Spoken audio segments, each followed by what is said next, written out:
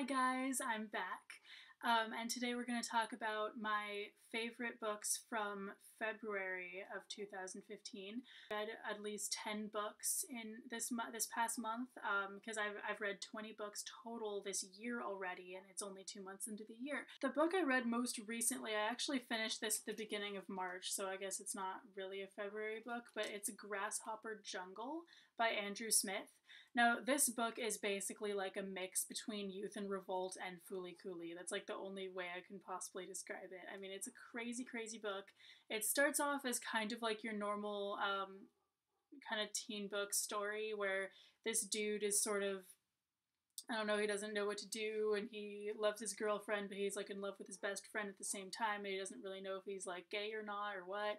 And then like he has a dog that can't bark because she had a tumor in her throat as a puppy, and like so it's basically like this funny, witty story, and you think it's gonna be like normal problems and stuff, but then the town actually has an infestation of giant grasshopper things, or giant praying mantis looking things, because they, like, one person kind of got infected by something and then somebody else did, and blah blah blah.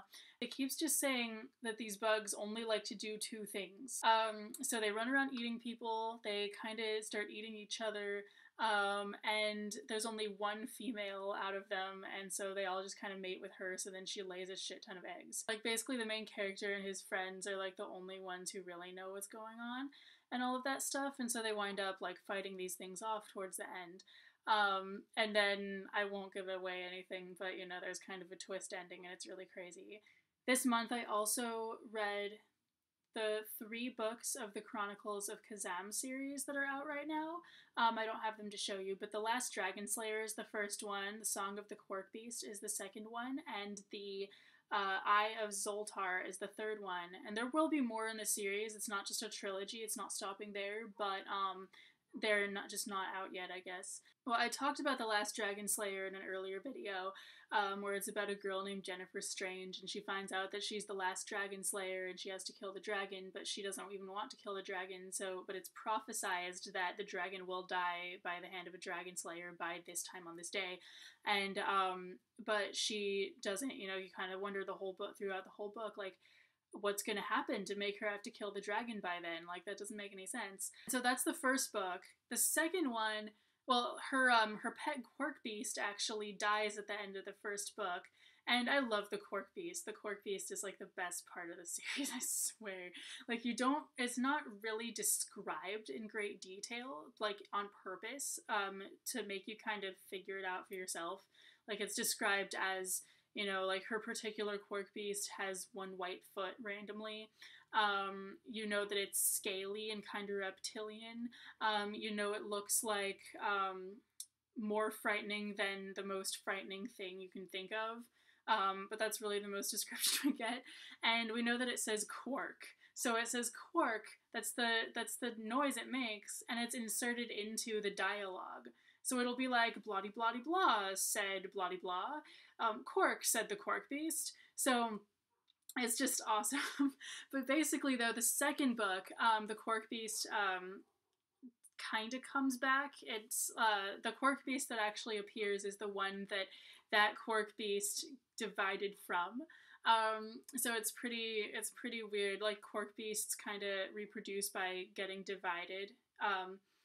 But yeah, and then the third book is just a crazy adventure where they go off in search of this crazy thing and all this crap happens to them. But basically, I won't give anything too much away, but basically the setting is really, really awesome, as I described in an earlier video, because like, it's kind of a medieval-ish setting where there's a king and a queen and blah blah blah, but at the same time, it takes place in the modern world. So, like, people drive cars, but at the same time, there's magic, and it's just weird. It's a really good setting, and I don't even know, like, Jasper Fforde is just such a good author. Like, everything he writes is just full of British humor, and it's just really funny.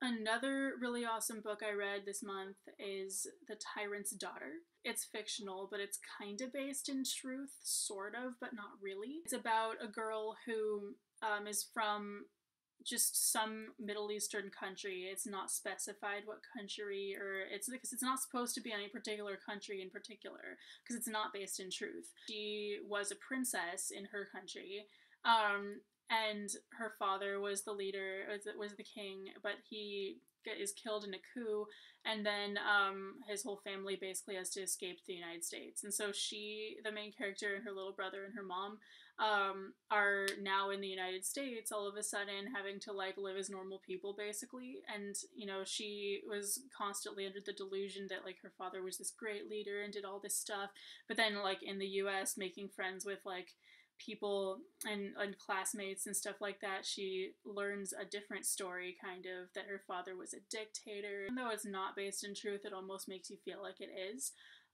It's really cool. So that's The Tyrant's Daughter. And finally, I also talked about this book in an earlier video, Tell Me Again How a Crush Should Feel by Sara Farizan.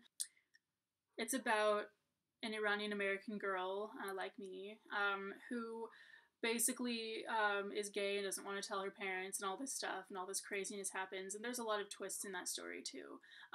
But of course I talked about it in my LGBT books video just a little while ago. Those are all really awesome books, and those are just my favorites from this past month. I've read like so many other good ones as well. Until next time, bye!